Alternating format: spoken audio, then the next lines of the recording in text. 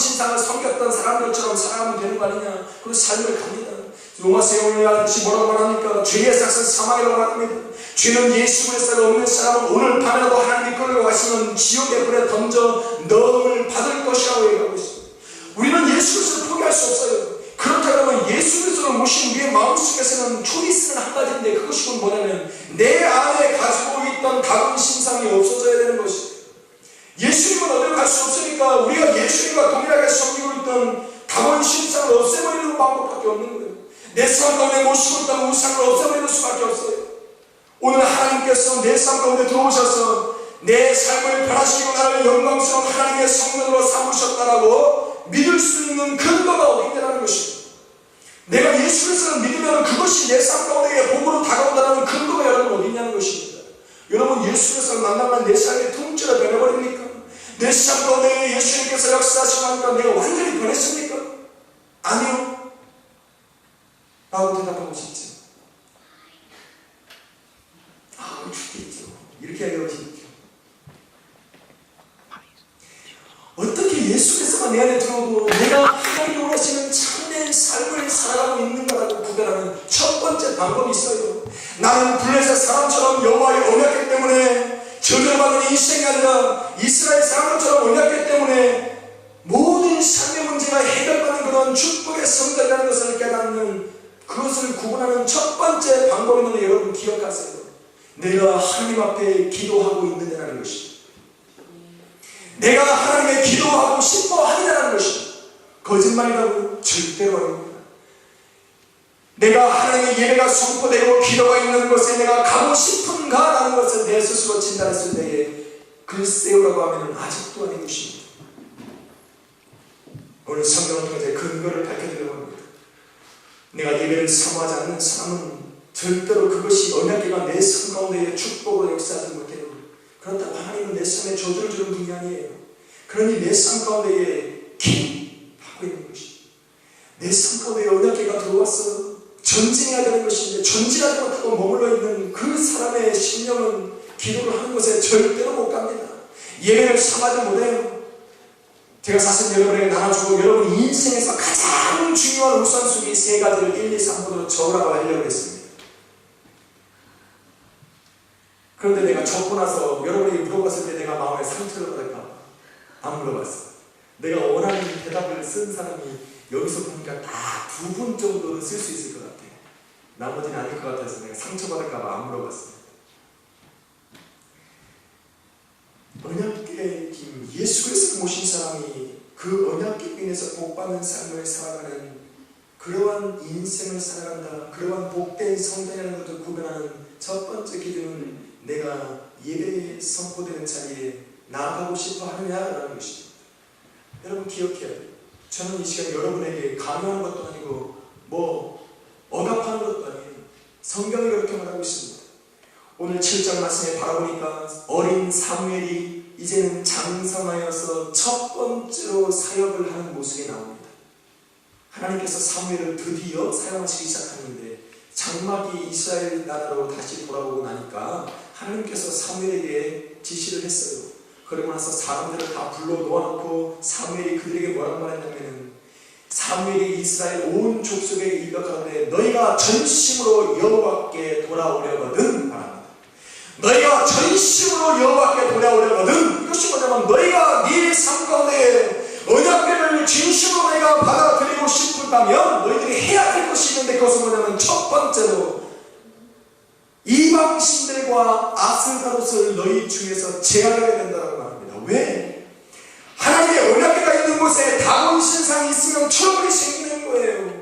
하나님의 역사하심이 없어요. 진노로 바뀝니다. 하나님의 축복의 소리, 저주의 소리로 바뀌어서 내 삶을 망가뜨리기 때문에 사무엘이 그것을 알았어요. 그래서 너희 마음속에 여호와께로 돌아오려거든 너희가 진심으로 여호와의 언약궤가 너희 삶 가운데 역사를 원한다면 너희는 먼저 이방신들을 지하여 버리라고 얘기하는 것입니다.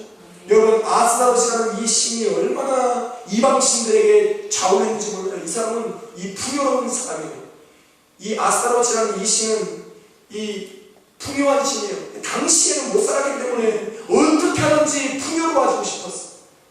그래서 이 아스다롯은 특별히 이 자식의 복이 있었어요. 당신은 이 아내들이, 여자들이 자식을 많이 낳으면 복이에요. 뭐 클레오파트라가 예쁘다는데 뭐 어떤 사람은 클레오파트라가 뭐 이렇게 애를 잘 낳기 때문에 이 복됐다고 해요. 그 정도로 우리가 이 자식을 많이 낳는 부유의 신, 이런 것들을 집안에 전부 갖고 있었다는 것이. 더 중요한 것은 무엇이냐면 여호와의 언약궤를 빼앗기고 나니까 이스라엘 백성들이 더 이방신들을 섬기게 되는 것입니다. 왜? 이제 의지할 것이 없으니까 점점 이방신들을 찾게 되더라는 것입니다. 그전에는 그래도 언약궤가 있어서 참았는데 언약궤를 믿던 언약궤를 뺏기고 나니까 이제는 자기의 삶이 두려운 것입니다. 그러고 나니까 하나님 앞에 무릎 꿇고 기도해야 될 그들이 우상신을 더 받아들여서 집에다가 우상신당을 차려놓고 자기네 집에서 우상신들을 섬기는 제사를 드리는 사람들이 늘어났다는 것입니다.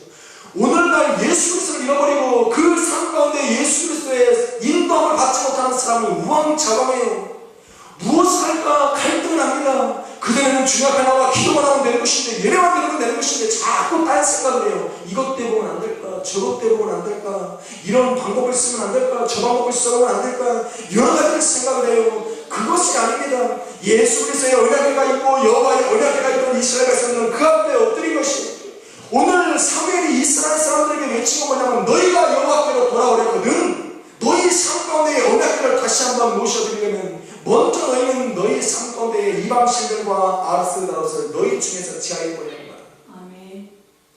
여러분, 우상이라고 하는 것은 우리가 목각으로 깎고 만들고 돌로 새기고 나무로 만들었다라고 성경은 얘기를 합니다. 맞아요. 다 그런 것입니다. 근데 그걸 왜 새기냐는 것이에요. 누구 때문에? 바로 나 때문에 새겨요. 어떤 사람들은 나 때문에 새기니까 그럼 내가 가지고 있는 좋은 것만을 얘기합니다. 그것이 아니에요. 여러분, 이사야 58장을 한번 넘겨보세요. 여러분, 사무엘상 7장을 킵하고 있고 이사야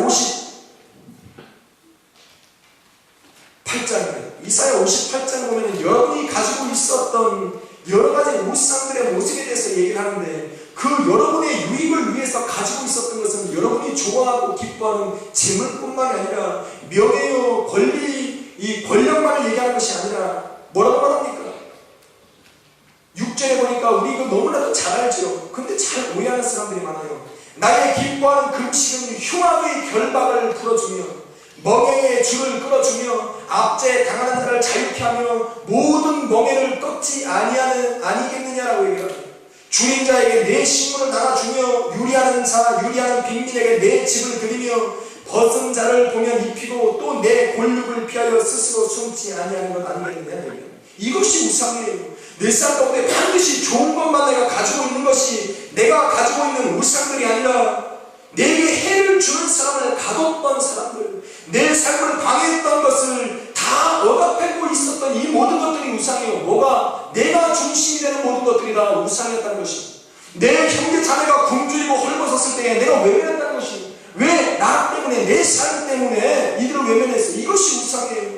그래서 하나님께서 뭐라고 하냐면 너희가 금식을 하는 것은 좋은데 금식할 때에 흉악의 결박을 풀어주면 하나님이 여러분의 흉악의 결박을 풀어주는 것이 아니라 금식하는 너희를 위하여 너희를 비방하고 조롱하고 너희에게 악한 것을 해서 가져갔던 그 모든 사람들을 놓아줘야 된다고 얘기합니다. 이것이 우상 숭배예요.